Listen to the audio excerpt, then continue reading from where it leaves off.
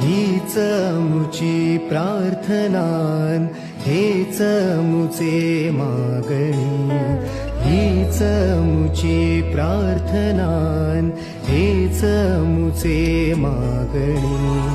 माणसाने माणसाशी माणसासम वागणे.